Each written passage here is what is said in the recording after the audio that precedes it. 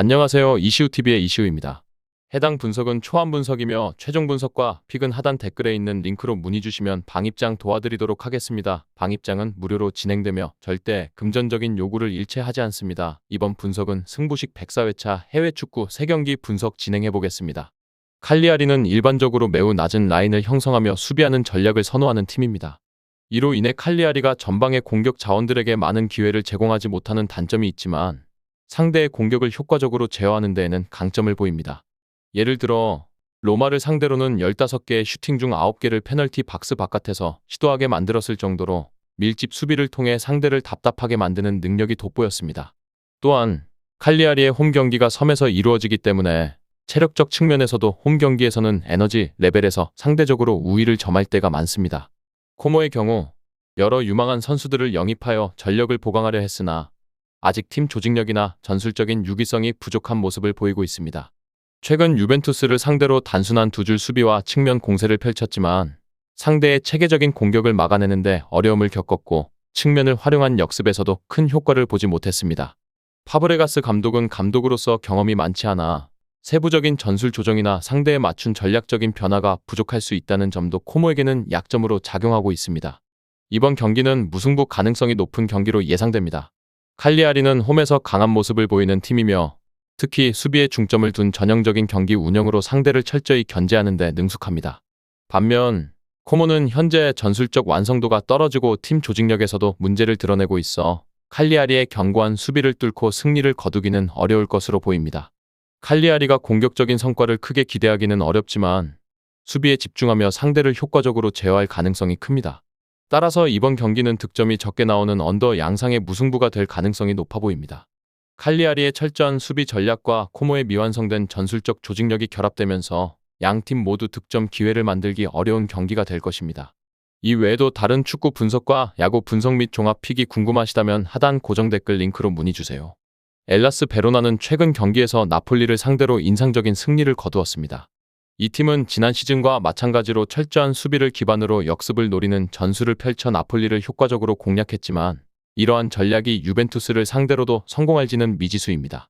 지난 시즌의 유벤투스와 현재의 나폴리 모두 낮은 수비 라인을 상대할 때 측면 크로스에 의존하는 경향이 강했지만 최근 유벤투스의 중원이 더 역동적이고 공격적인 모습을 보이기 시작하면서 엘라스의 전술이 이번에는 잘 통하지 않을 가능성이 높아 보입니다. 유벤투스는 최근 경기에서 미드필더들의 역동적인 플레이가 돋보였으며 특히 역습 상황에서 중원의 두터운 방어벽을 뚫는 것이 더 어려워졌습니다. 새로 부임한 감독이 중원을 잘 활용하면서 유벤투스의 경기 스타일이 크게 달라진 모습입니다.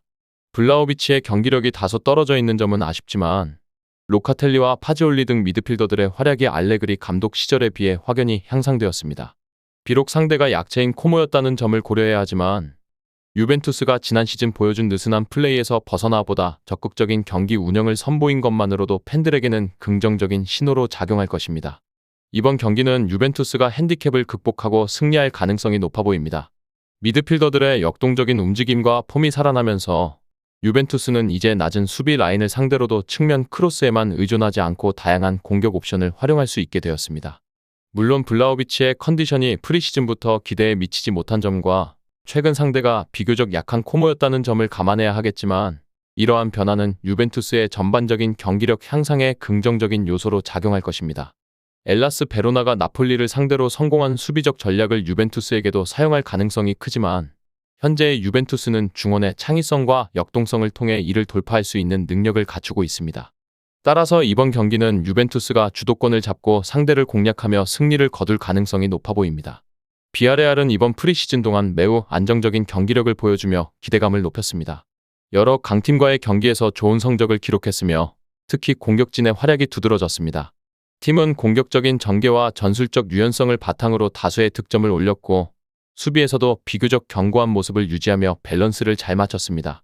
프리시즌 동안 다양한 전술을 실험하면서 팀의 전술적 다양성을 높였고 이는 시즌 중에도 큰 강점이 될 것으로 보입니다. 셀타 비고는 이번 프리시즌 동안 기복이 있는 경기력을 보이며 다소 불안정한 모습을 노출했습니다. 몇 차례 인상적인 공격 장면을 연출하며 득점을 올리기도 했지만 수비에서의 문제점이 두드러졌고 조직력 부재로 인해 많은 실점을 허용했습니다. 특히 수비 조직력에서의 결함이 여실히 드러났으며 전반적인 팀 안정감이 부족하다는 평가를 받았습니다. 공격에서도 일부 개인 기량에 의존하는 경향이 있어 전술적으로 다소 미완성된 모습을 보였습니다. 최근 비아레알과 셀타 비고의 맞대결을 살펴보면 비아레알이 전반적으로 우세한 성적을 거두고 있음을 알 수 있습니다. 비아레알은 홈과 원정 모두에서 셀타 비고를 상대로 좋은 성적을 거두었으며 특히 홈 경기에서는 매우 강한 모습을 보였습니다. 비아레알은 공격에서 다득점을 기록하며 경기를 주도하는 경우가 많았고 수비에서도 셀타 비고의 공격을 효과적으로 차단하는 데 성공했습니다. 반면 셀타 비고는 비아레알을 상대로 공격 기회를 만들어내는데 어려움을 겪는 경우가 많았습니다. 이번 경기는 비아레알이 홈에서 확실한 우위를 점할 가능성이 큽니다. 프리시즌에서 보여준 강력한 경기력과 강화된 스쿼드를 바탕으로 비아레알이 경기를 지배할 것으로 보입니다. 반면 셀타 비고는 원정 경기에서의 부담과 이적 시장에서의 수비적인 공백으로 인해 어려움을 겪을 가능성이 높습니다. 전반적인 상황을 종합해보면 비아레알이 2대0으로 승리할 가능성이 높아 보입니다. 이번 경기는 비아레알의 강한 홈 경기력을 바탕으로 한 승리가 예상되며 셀타 비고는 이번에도 어려운 경기를 펼칠 것으로 보입니다. 끝으로 정확한 배당 변동에 따른 실시간 추적과 최종 예측은 배팅 마감 직전까지 이루어져야 합니다. 위 부분을 참고하는 배팅이 아닌 더 근시적인 결과는 배당률 흐름의 변화 및 경기 시작 전 결장자 정보에 따라 변동될 수 있습니다. 함께 배팅으로 더 효율적인 승률을 만들고자 만들어낸 채널입니다. 모든 경기를 영상에 담아내기엔 한계가 있습니다. 이외 다른 경기들의 정보와 결과 예측 및 더 많은 도움이 필요하시다면 분석방으로 언제든지 연락주세요. 최선을 다해 보이겠습니다.